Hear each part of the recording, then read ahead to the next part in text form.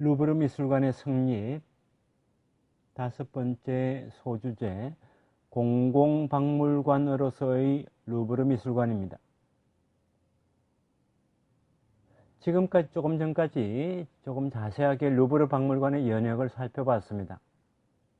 이 루브르 미술관이 어떠한 의미에서 최초의 공공박물관이었는지, 공공박물관으로서의 실체를 어느 정도 갖추고 있었는지 좀 더 알아보도록 하겠습니다. 프랑스 혁명을 계기로 미술 외의 컬렉션은 개인이나 교회, 군주의 소유물이 아니라 국민의 재산인 만큼 비인격화된 국가에 속하게 되었습니다.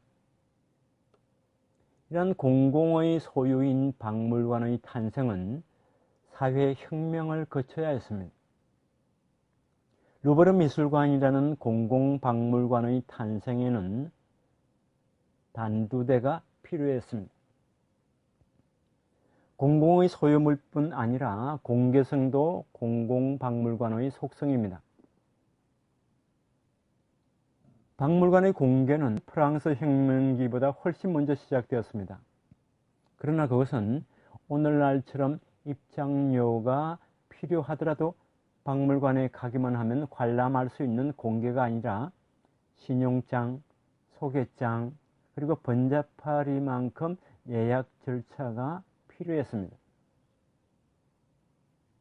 공공박물관 출현 이전의 박물관은 소유에 대해서도 관람객에 대해서도 일반인을 위한 것이 아니라 특권자, 중산계층 이상 교육을 받은 사람들의 것이었습니다. 일반인이 관람할 수 있는 경우도 어디까지나 예외로서 특혜로서 허용된 것이었습니다. 이에 비해서 프랑스 혁명을 계기로 탄생한 박물관은 국민에게 보여주는 것을 목적으로 했고, 국민 누구라도 특권이 아닌 권리로서 박물관을 관람할 수 있게 되었습니다.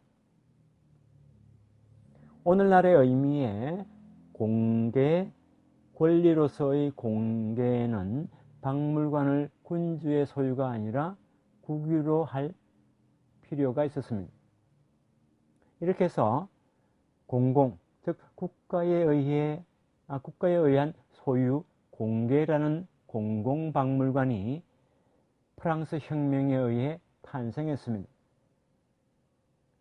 루브르 박물관은 국가를 체현하는 박물관이 되었고, 또한 국가를 체현하는 박물관이라는 점을 스스로 주장하게 되었습니다. 앞선 강의에서 이야기한 앞에서 이야기한 루브르 미술관이 필요로 하는 것은 국가가 필요로 하는 것이라고 하는 드농의 말은 이것을 잘 보여주고 있습니다. 루브르 미술관은 프랑스가 세계의 중심이어야 한다는 프랑스 혁명 이전의 수세기 이래부터 있었던 욕구의 구현이었고, 권력자가 바뀌어도 루브르는 프랑스를 체현하는 전당으로 존재했습니다. 이러한 박물관은 국가박물관이라 할 수 있는 성격을 지녔고, 국가박물관으로서의 공공박물관은 루브르에서 시작되어 구미 세계로 퍼져갔습니다. 19세기에는 각국의 왕권이나 정권은 국민을 맞이하기 위하여 박물관을 활용하려 했었습니다.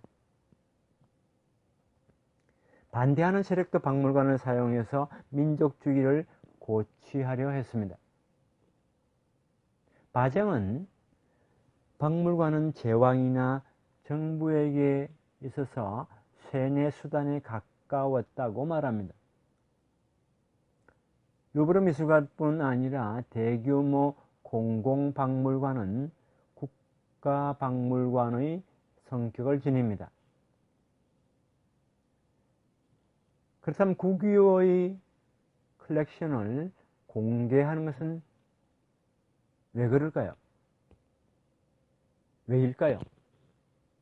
컬렉션이나 미술 걸작품을 영속시켜서 보존하는 것만이라면 국유화만으로 충분하고 공개해서 특권 계층이나 지식계층 이외의 민중이 보러 오는 것은 무익한 것입니다.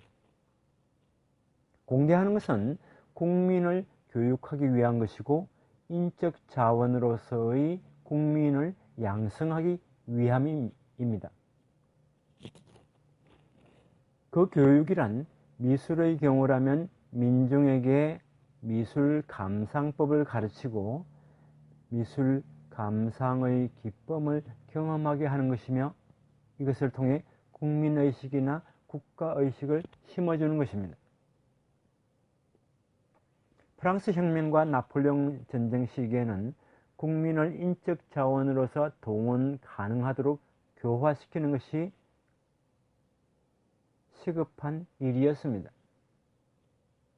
절대주의 군주의 문화 독점에 대하여 격분하고 자유정신을 지키기 위해 권리하고 그러기 위해서는 외국에서까지도 병사로서 종군할 것을 요구했습니다. 그러한 교화를 위해서는 박물관을 국민에게 공개해야 했습니다. 실제로 박물관이 국민교육에 기여하기 위해서는 국민이 관람하러 와야 합니다.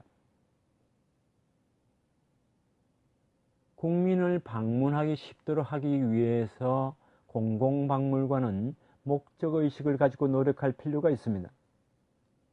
이러한 의식과 개관일, 시간, 관람료, 관람방법, 전시 배치, 전시품 라벨, 가이드북, 식당 등등 공공박물관의 방법에 대해서는 루브르 미술관에는 이것이 없었습니다. 루브르 미술관은 화가 지명생 교육에는 노력을 했지만은 일반 국민을 위한 박물관이라 부르기에는 거리가 멀었습니다. 국민에게 보러 오도록 하는 공공박물관의 실체화는 나중에 이야기하는 바와 같이 19세기 중반에 설립되는 사우스 켄싱턴 박물관에 의해서 실현되게 됩니다. 루브르 미술관은 민중에게는 먼 존재였고 많은 사람들에게 보러 오도록 적극적인 노력을 하지 않았습니다.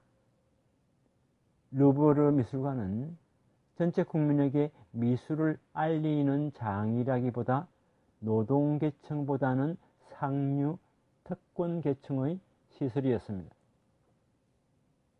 프랑스 혁명에 의해 미술품이 유출되고 산업혁명의 결과로서 부유해진 다수의 부르주아가 미술품 거래에 참가하게 되자 미술관은 화가지망생, 감정가, 수집가, 미술 상인 등이 모이는 장소가 되었습니다.